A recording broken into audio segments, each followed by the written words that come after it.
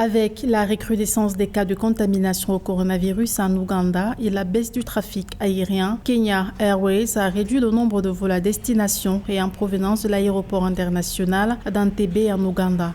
Le nombre de vols passe de 12 à 9 par semaine à cause d'un faible nombre de passagers dû aux mesures strictes de confinement contre la pandémie prises par le gouvernement. Cette décision de Kenya Airways intervient quelques semaines après que Rwanda Air a suspendu ses vols vers l'aéroport international d'Entebbe, situé à 40 km au sud de la capitale Kampala.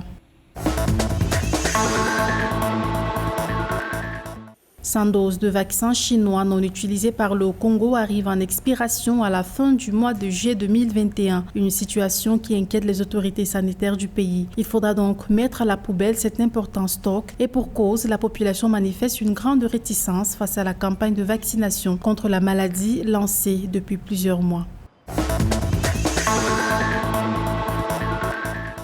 Le vaccin chinois de Sinovac a été autorisé en Afrique du Sud ce 2 juillet 2021. L'annonce a été faite par la ministre sud-africaine de la Santé par intérim. L'autorité sud-africaine de réglementation des produits de santé qui a validé Coronavac loue une totale confiance à la société pharmaceutique chinoise Sinovac Biotech qui a développé le vaccin. Selon la ministre de la Santé, l'autorisation du vaccin Coronavac contre la Covid est un tournant et un soulagement bien nécessaire pour le programme de déploiement et de vaccination en Afrique du Sud.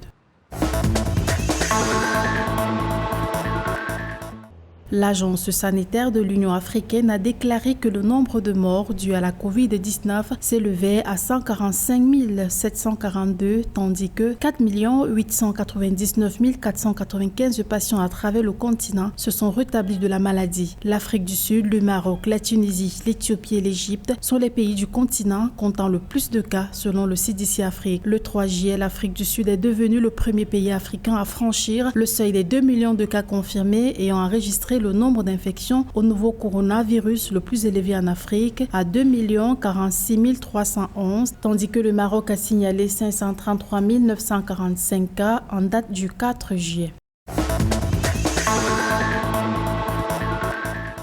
Le président tunisien a présidé une réunion d'urgence ce 3 juillet avec les responsables militaires et sécuritaires. À l'ordre du jour, l'examen de la situation sanitaire dans le pays. Le président a appelé le pays à réfléchir à une nouvelle vision pour faire face à la pandémie du coronavirus. Selon ce dernier, la Tunisie est en état de guerre, ce qui nécessite la conjugaison des efforts et l'implication des personnes de bonne volonté. Parmi les propositions émises durant la réunion d'urgence, la division ou la classification des zones endémiques par ordre décroissant et la focalisation sur les zones les plus touchées pour limiter la propagation du virus.